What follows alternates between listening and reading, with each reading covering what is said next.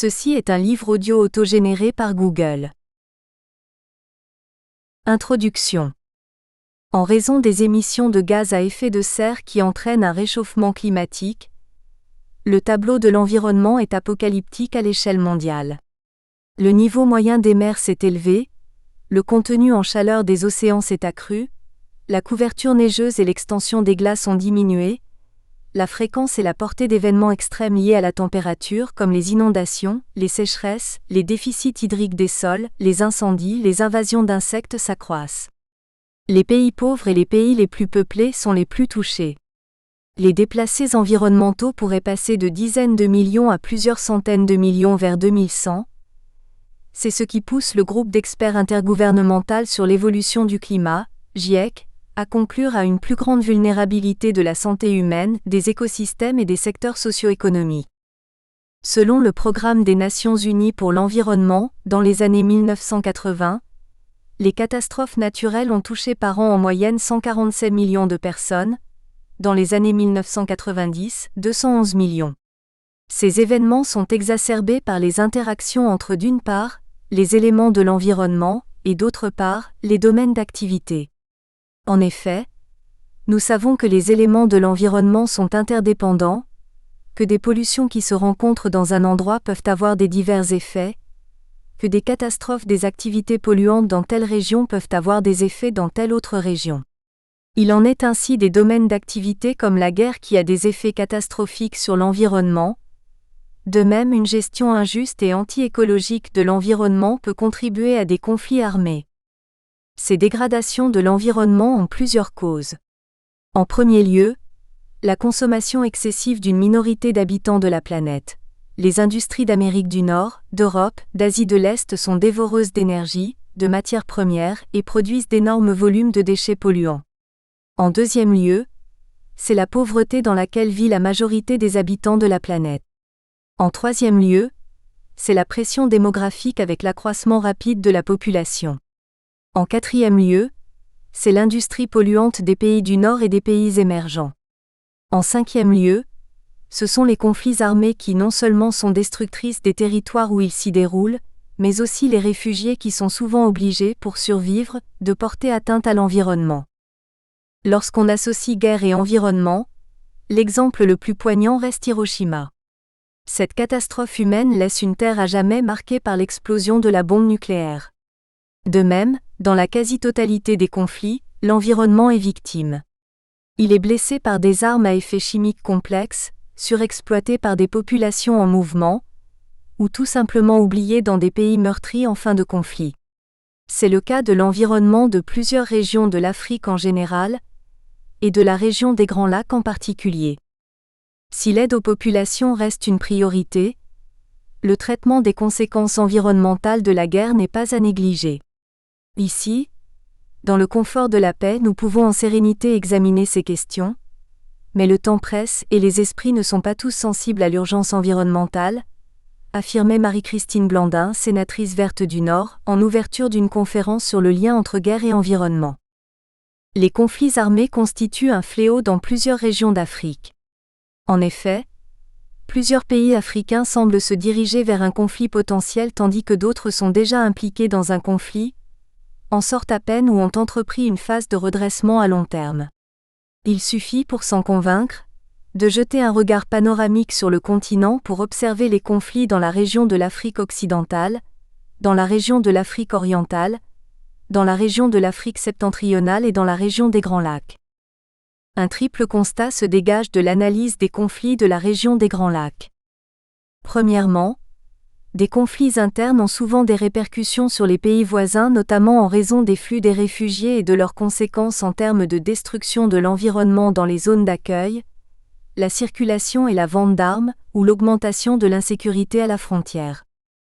Deuxièmement, les groupes armés utilisent souvent le territoire d'un ou des États voisins comme base arrière.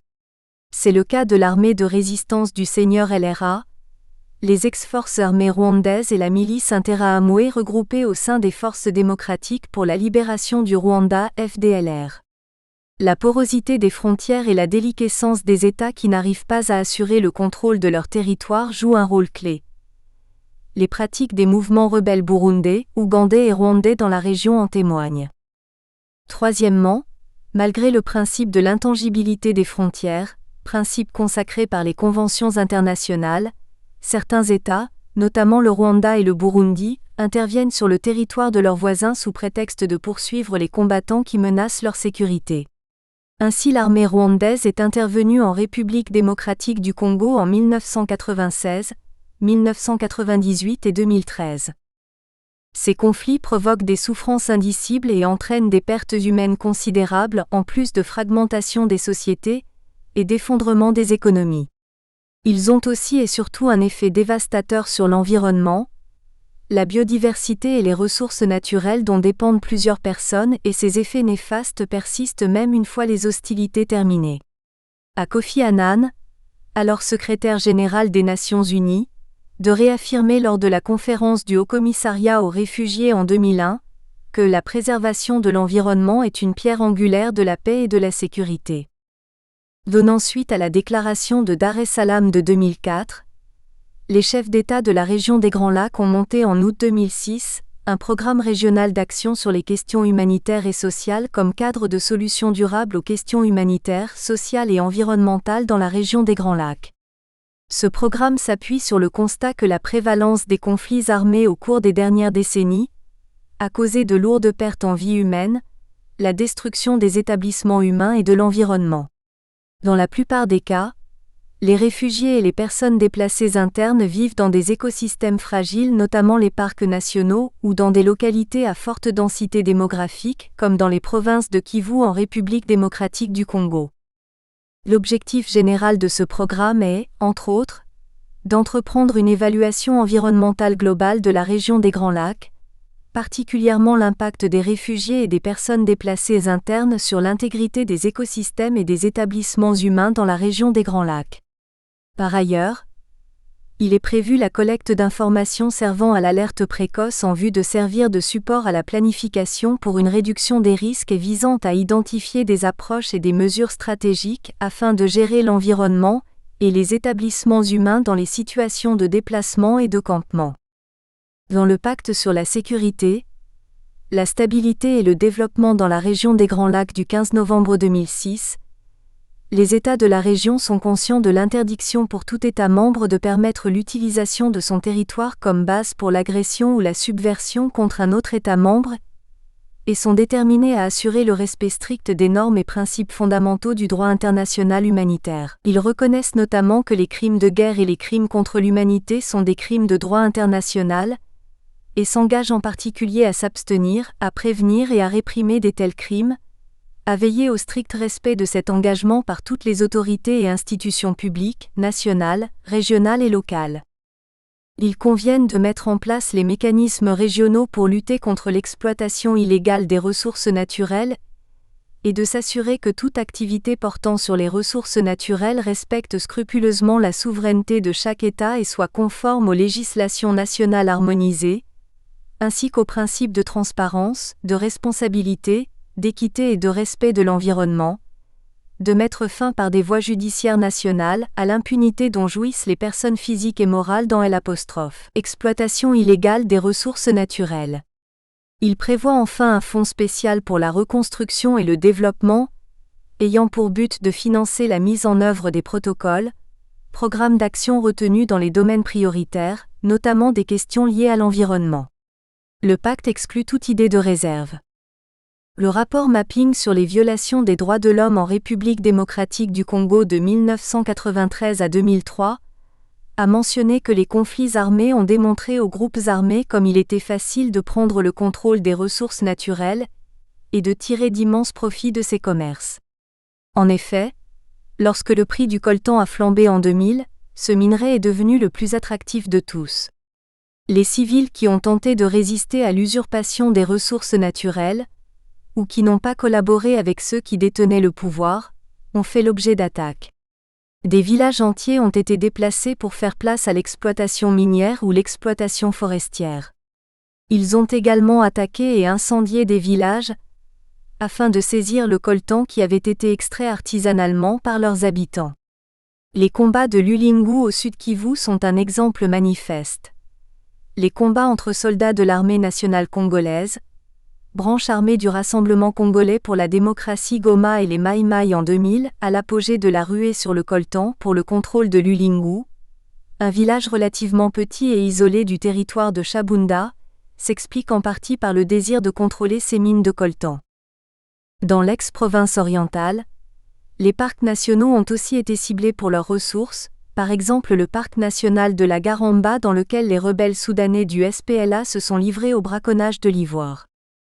Au regard de tout ce qui précède, notons que les dispositions du pacte sur la sécurité, la stabilité et le développement dans la région des Grands Lacs renvoient à une répression par les États membres des effets directs et indirects d'atteinte à l'environnement, soit comme crime de guerre au regard des principes fondamentaux et aux conventions de droit international humanitaire qu'il convienne de respecter scrupuleusement, soit au moyen des dispositions des législations nationales harmonisées.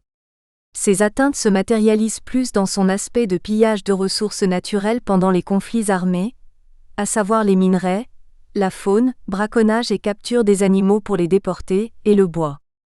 Si le pacte précité marque l'engagement des États de faire en sorte que la répression des atteintes à l'environnement pendant les conflits armés soit scrupuleusement respectée, les États membres de la Communauté économique des pays des Grands Lacs doivent, à l'instar d'autres États, s'atteler à cette répression. Sur le plan international, la Cour pénale internationale en son article 8 considère les atteintes à l'environnement pendant le conflit armé comme crimes de guerre. Néanmoins, elle n'a pas encore fourni une jurisprudence en la matière.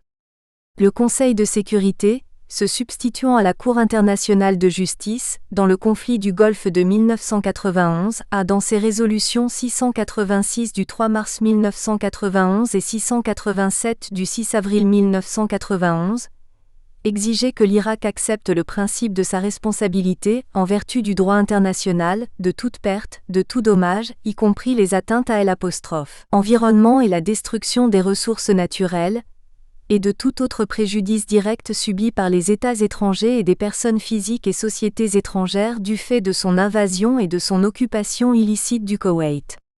Ces résolutions ont été suivies par la mise sur pied de la Commission d'indemnisation pour l'Irak, par la résolution 692 du 20 mai 1991. Cependant, cette dernière a essuyé beaucoup de critiques pour sa partialité et pour le fait qu'au sein de la Commission, la politique l'emporte sur le judiciaire ainsi qu'en ce qui concerne sa création et les règles de procédure applicables. Au regard de ce fléau à l'échelle globale qu'est la guerre, la région des Grands Lacs n'a pas du reste échappé à ces conflits armés destructeurs de l'environnement. L'on dénombre depuis 1994 plus de 5 conflits armés importants dans cette région. Ces conflits, internes au départ, ont souvent des répercussions sur les pays voisins notamment en raison des flux de réfugiés et de leurs conséquences en termes de destruction de l'environnement dans les zones d'accueil, sans compter les effets directs de ces conflits sur l'environnement. C'est la notion du continuum Turner liant le local, le national et le régional. C'est la raison pour laquelle, les chefs d'État de la région, lors de leur premier sommet de Dar es Salaam de novembre 2004, ont marqué leur profonde préoccupation eu égard à l'impact des conflits armés sur l'environnement, en particulier l'effet des réfugiés et déplacés internes sur la dégradation des écosystèmes du bassin du Congo et de la région des Grands Lacs africains, et ont pleinement conscience du lien entre la paix, l'environnement et le développement. Ces destructions de l'environnement ont touché et touchent encore la conscience de l'humanité, raison pour laquelle cette dernière a tenté, non sans difficulté, de mettre en place un régime juridique de protection de l'environnement en réprimant les crimes contre l'environnement. D'entrée de jeu, ce défi met à contribution les normes du droit international de l'environnement et du droit international humanitaire auquel se joint le droit international pénal portant procédure, juridiction et sanctions en cas de violation des principes et normes de celui-ci. Si le premier a pour vocation la protection de l'environnement, c'est-à-dire tout ce qui touche à l'écosystème, eau, air, flore, faune, sol, habitat. Le second par contre a le prestige de réglementer la conduite des hostilités et de protéger la vie humaine en situation de crise, notamment des catastrophes naturelles, industrielles, écologiques et des conflits armés. Divers instruments internationaux tant du droit international de l'environnement que du droit international humanitaire, sont porteurs des normes mettant en exergue un système de régulation et de protection, lequel est complété par des sanctions contre la destruction de l'environnement pendant les conflits armés. En effet, le principe 1 de la Déclaration de Stockholm de 1972 affirme que l'homme a le devoir solennel de protéger et d'améliorer l'environnement pour les générations présentes et futures, et le principe 2 de la Déclaration de Rio de 1992 affirme que les États ont le devoir de faire en sorte que les activités exercées dans les limites de leur juridiction ou sous leur contrôle ne causent pas de dommages à l'environnement dans d'autres États ou dans des zones ne relevant d'aucune juridiction nationale. L'article 8 paragraphe 2, BJV, du statut de Rome punit comme crime de guerre le fait de diriger intentionnellement une attaque en sachant qu'elle causera incidemment des pertes en vies humaines dans la population civile, des blessures aux personnes civiles, des dommages aux biens de caractère civil ou des dommages étendus, durables et graves à l'environnement naturel qui seraient manifestement excessifs par rapport à l'ensemble de l'avantage militaire concret et direct attendu. Et l'article 55 du protocole lié aux conventions de Genève de 1977 dispose que la guerre sera conduite en veillant à protéger l'environnement naturel contre des dommages étendus, durables et graves. Cette protection inclut l'interdiction d'utiliser des méthodes ou moyens de guerre conçus pour causer, ou dont on peut attendre qu'ils causent de tels dommages à l'environnement naturel, compromettant de ce fait la santé ou la survie de la population. Le pacte sur la sécurité, la stabilité et le développement dans la région des Grands Lacs dispose en ses articles 8, 9 et 10 combinés que les États membres reconnaissent que les crimes de guerre sont des crimes en droit international et s'engagent en particulier à s'abstenir, à prévenir et à réprimer de tels crimes, à veiller au strict respect par toutes les autorités et institutions, de l'environnement et des établissements humains. Ces articles et principes nous renvoient à la condamnation de la destruction de l'environnement pendant les conflits armés et à la répression des atteintes à l'environnement pendant les conflits armés. En effet, l'État qui se livre à ce genre de pratiques pendant le déroulement des hostilités engage sa responsabilité et la personne qui l'ordonne se rend coupable de crimes de guerre ou de crimes contre l'humanité. Chapitre 1. Droit international de l'environnement et destruction de l'environnement. I1.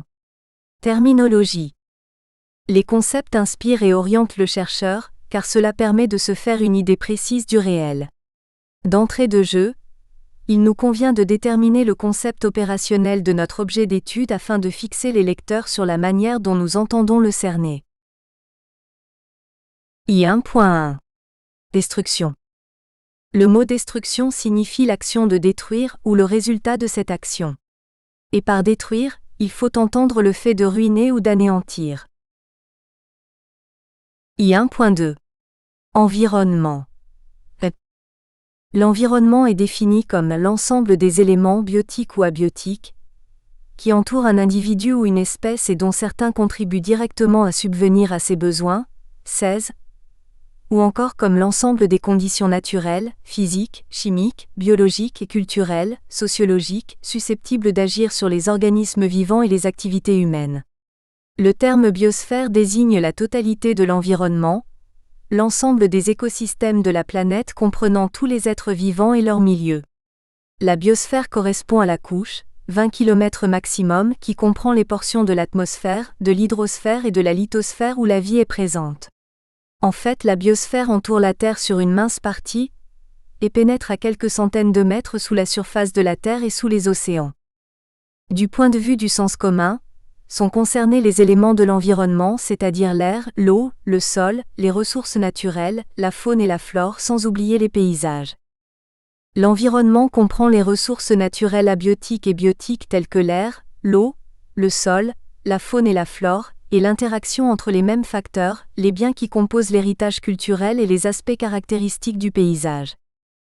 Nous souscrivons à la définition formulée par la Cour internationale de justice, dans son arrêt du 26 septembre 1997 dans l'affaire relative au projet Gabčíkovo-Nagymaros, opposant la Hongrie à la Slovaquie, selon laquelle l'environnement n'est pas une abstraction, mais bien l'espace où vivent les êtres humains et dont dépendent la qualité de leur vie et de leur santé, y compris pour les générations à venir. La notion d'environnement englobe aujourd'hui l'étude des milieux naturels, les impacts de l'homme sur l'environnement et les actions engagées pour les réduire. I1.3. Crimes contre l'environnement. Les crimes contre l'environnement sont les atteintes à l'environnement qui compromettent les perspectives à long terme de survie de l'espèce humaine. Dans le commentaire de l'article 1er du projet de Code des crimes contre la paix et la sécurité de l'humanité, adopté en première lecture en 1991 par la Commission du droit international, elle explique ce qu'elle pense des aspects essentiels que doit revêtir un acte ou une activité humaine pour tomber sous le coup du projet de code. Elle mentionne en premier lieu le critère de la gravité. Selon elle, la gravité se déduit soit du caractère de l'acte incriminé, soit de l'étendue des effets de celui-ci. Il semble raisonnable de conclure que la gravité, en tant que telle, est relative. Elle doit s'apprécier dans un contexte donné. C'est donc à juste titre que la Commission ajoute qu'il faut prendre en considération l'objet qu'il s'agit de protéger. Il est clair qu'il y a, à côté du critère de gravité, celui de l'effet destructeur sur les fondements de la société humaine. Le projet d'article 26 que la Commission a adopté en première lecture repose sur le principe selon lequel certaines actions, pour autant qu'elles s'attaquent aux fondements de la société humaine, doivent être considérées comme illégales en soi sans avoir à être interdites par des règles expresses. C'est la reconnaissance de caractère de jus cogens à la prohibition de ces comportements criminels. Succinctement, nous entendons définir les crimes contre l'environnement comme des atteintes graves et durables à l'environnement et qui compromettent à long terme la survie de l'espèce humaine. I1.4. Conflits armés. En ce qui concerne le conflit armé, il a été jadis plus connu sous l'appellation de guerre, mot qui est tombé en désuétude chez bon nombre de juristes et de diplomates pour en conjurer l'éventualité, une illusion que dénonce Charles Rousseau pour qui cette peur de la terminologie revient à croire que l'on peut supprimer les réalités, en refusant d'utiliser les mots qui les recouvrent. En effet, bien que l'existence d'un conflit armé constitue la condition de l'application du droit international humanitaire, aucun instrument conventionnel régissant cette matière ne définit, de près ou de loin, ce que recouvre cette notion. Cependant, nous trouvons dans la jurisprudence du Tribunal pénal international pour l'ex-Yougoslavie dans son jugement rendu dans l'affaire Tadić, des éclaircissements utiles. Sa chambre d'appel a énoncé qu'il existait un conflit armé chaque fois qu'il y a un recours à la force armée entre deux États ou un conflit prolongé entre les autorités gouvernementales et des groupes armés organisés, ou entre de tels groupes au sein d'un État. De cette définition il ressort deux distinctions cardinales entre d'une part le conflit armé international, CAI, et le conflit armé non international, CANI. Il nous est important de dire un mot sur les deux catégories de conflits armés, ainsi que les guerres de libération nationale, considérées comme une variante des conflits armés internationaux. Par la formule précitée, le tribunal a repris la dichotomie traditionnelle entre les conflits armés internationaux et les conflits armés non internationaux, et admis que la différence de nature juridique quant aux sujets impliqués dans ces diverses catégories de conflits requiert deux définitions distinctes qu'il nous incombe d'analyser successivement. Le tribunal dégage ainsi une définition très large de la notion de conflit armé dès lors que deux États au moins sont impliqués, puisque tout type de recours à la force peut être ainsi caractérisé. La définition des conflits armés internationaux est liée en premier lieu à la frontière. En effet, comme l'observe l'un des juristes du Comité international de la Croix-Rouge, Hans-Peter Gasser, le critère de distinction de ce type de conflit armé, c'est son déroulement par rapport à la frontière. Commencé ou poursuivi entre deux ou plusieurs États, il est international. D'autre part, il est lié aux éléments d'extranéité. D'abord, il existe des situations où tout se déroule sur le territoire d'un État entre des forces gouvernementales d'un gouvernement fantoche mis en place après une première intervention armée, et des forces issues de la population en lutte contre ce gouvernement. Ensuite, lorsqu'un peuple exerce son droit à l'autodétermination et se soulève contre la puissance coloniale, ce conflit, en dépit du caractère interne souvent invoqué par cette dernière, est considéré par le droit international humanitaire comme un conflit armé international depuis l'adoption du premier protocole additionnel de 1977 aux Conventions de Genève, au terme duquel les hautes parties contractantes s'engagent à respecter et à faire respecter le protocole en toutes circonstances au cours des conflits armés dans lesquels les peuples luttent contre la domination coloniale et l'occupation étrangère, et contre les régimes racistes dans l'exercice du droit des peuples à disposer d'eux-mêmes. De plus, pour le tribunal pénal international pour l'ex-Yougoslavie, dans l'affaire précitée, un conflit armé qui éclate sur le territoire d'un seul État et qui est ainsi de prime abord interne, peut être considéré international si les troupes d'un autre État interviennent dans le conflit ou encore si certains participants au conflit armé interne agissent pour le compte de cet autre État. L'intervention d'un autre État peut être prouvée sur le plan factuel. Le contrôle exercé par un État sur des forces armées, des milices ou des unités paramilitaires subordonnées peut revêtir un caractère global. Cette condition ne va pas toutefois jusqu'à inclure l'émission d'ordre spécifique par l'État ou sa direction de chaque opération. Le droit international humanitaire n'exige nullement que les autorités exerçant le contrôle ne planifient toutes les opérations des unités qui dépendent d'elles, qu'elles choisissent leur cible ou leur donnent des instructions spécifiques concernant la conduite d'opérations militaires ou toute violation présumée du droit international humanitaire. Le degré de contrôle requis en droit international peut être considéré comme avéré lorsqu'un État, ou dans le contexte d'un conflit armé une partie au conflit, joue un rôle dans l'organisation, la coordination ou la planification des actions militaires du groupe militaire, en plus de le financer, l'entraîner, l'équiper ou lui apporter son soutien opérationnel. Notons en définitive que les conflits armés internationaux regroupent les conflits interétatiques au sens strict du terme, les conflits armés non internationaux internationalisés et les guerres de libération nationale. Alors que les premiers opposent les armées de deux ou plusieurs États entre elles, ainsi que celles de deux ou plusieurs groupements armés, pour autant que les activités de ces derniers s'opèrent sous le contrôle global d'un État. Les deuxièmes sont les conflits armés internes qui s'internationalisent à la suite de l'intervention directe ou indirecte d'un État tiers ou d'une organisation internationale. Et les troisièmes sont celles qui sont menées par des peuples luttant contre la domination coloniale, occupation étrangère ou les régimes racistes. La définition des conflits armés non internationaux ou internes s'attache à l'idée d'une opposition armée.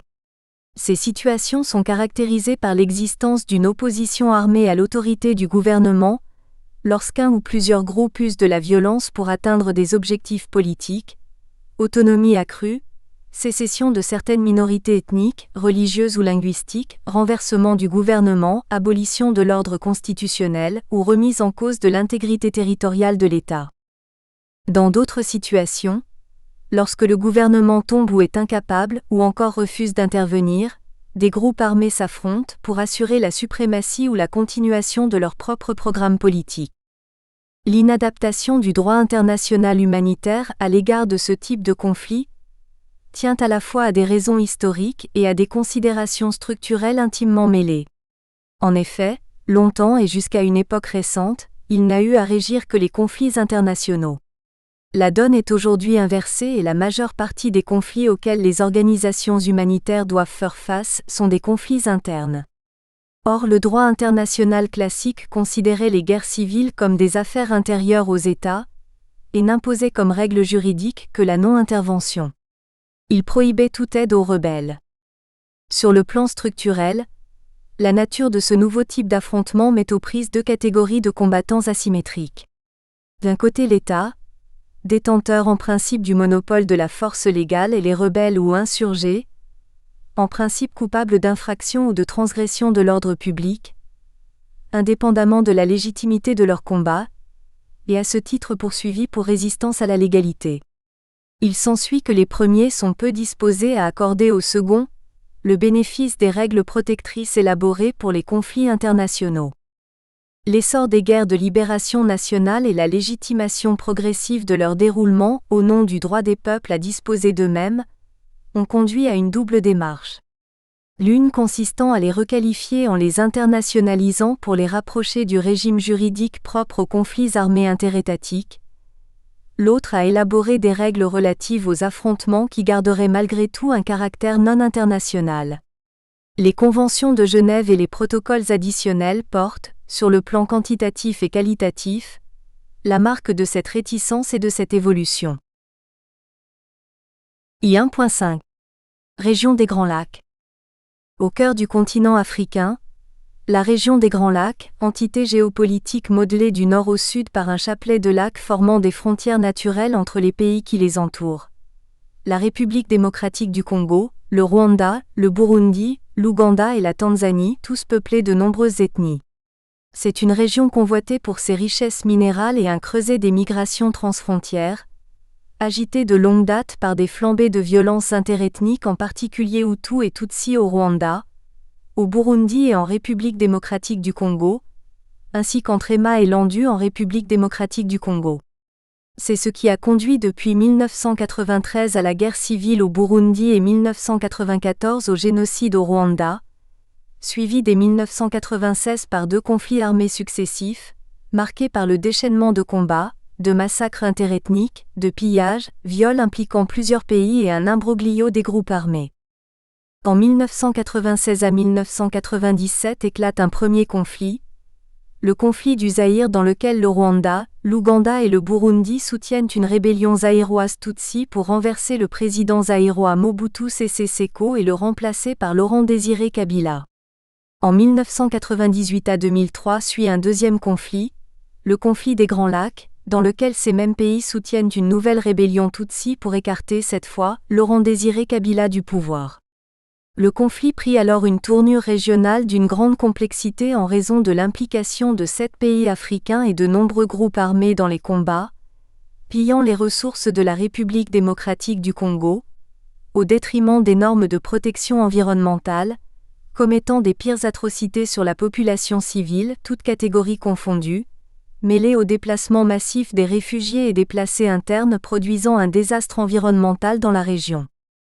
L'intervention de l'Organisation des Nations Unies et de fragiles accords de paix signés entre belligérants permettent à la République démocratique du Congo, point névralgique des conflits, de s'engager dans une difficile période de transition entre 2003 et 2006, oscillant constamment entre espoir de paix et violence armée, attisée par les luttes d'influence entre le Rwanda et l'Ouganda jusqu'en 2013. Après ce cadrage terminologique, analysons le contenu du droit international de l'environnement. I2. Contenu du droit international de l'environnement. Nous envisageons dans ce point l'analyse des concepts et principes du droit international de l'environnement, l'étude de la responsabilité internationale et de la réparation des dommages environnementaux, et l'analyse de l'application du droit international de l'environnement dans le commerce international et les conflits armés qui intéressent directement notre objet d'étude. I2.1. Concepts et principes du droit international de l'environnement. Les concepts inspirent et orientent le droit international de l'environnement et les principes l'enracinent et l'encadrent. A. Les concepts de droit international de l'environnement. Les concepts omniprésents en droit international de l'environnement sont le développement durable et l'intérêt commun de l'humanité. Le concept de développement durable. Du point de vue interétatique, c'est la conférence de Stockholm qui, dans sa déclaration, insiste sur les liens entre environnement et développement. La Charte mondiale de la nature va dans le même sens. C'est la conférence de Rio qui va faire de ce concept le centre de la déclaration et de l'Agenda 21. Il apparaît aussi dans les conventions sur les changements climatiques et la diversité biologique, ouvertes à Rio à la signature des États. Quant à sa nature juridique, il s'agit d'un concept. C'est donc une notion au caractère vaste, beaucoup plus large qu'un principe. Des principes vont s'inspirer d'un ou de plusieurs concepts. C'est aussi, sans doute, le concept le plus important de la fin du XXe siècle. Le rapport de la Commission mondiale pour l'environnement et le développement, Notre avenir à tous, 1987, donne la définition suivante. La notion de développement soutenable offre un cadre permettant d'intégrer politique d'environnement et de stratégie de développement. Le développement soutenable est un développement qui répond aux besoins des générations présentes, tout en permettant aux générations futures de répondre aux leurs. De ces définitions, il ressort 2 interprétations du développement durable. La première est celle des décideurs, hommes politiques, industriels, etc. L'important c'est que le développement puisse durer. La seconde de chercheurs en sciences écologiques, de responsables d'organisations non gouvernementales et consiste à affirmer que le développement doit être avant tout respectueux de l'environnement, de la préservation des écosystèmes. L'intérêt commun de l'humanité. Il s'agissait d'un aspect essentiel de l'objet du droit international de l'environnement.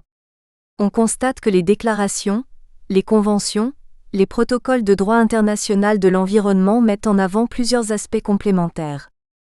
Tout d'abord, le droit international de l'environnement relie l'environnement à l'humanité, comme le précise le point 3 du préambule de la Convention de 1992 sur la diversité biologique, dont la conservation est une préoccupation commune de l'humanité. Ensuite, le droit international de l'environnement affirme la nécessité de faire face aux périls communs, comme le précise le point 8 du préambule de la Convention précitée, qu'il importe au plus haut point d'anticiper et de prévenir les causes de la réduction ou de la perte sensible de la diversité biologique et de s'y attaquer. D'autre part, il insiste sur l'équité entre générations. Cette solidarité intergénérationnelle n'est pas seulement d'ordre moral, mais aussi juridique, comme le proclame le principe 3 de la Déclaration de Rio que... Nous espérons que vous avez apprécié cet aperçu. Pour continuer à écouter ce livre audio sur Google Play Livres, utilisez le lien dans la description de la vidéo.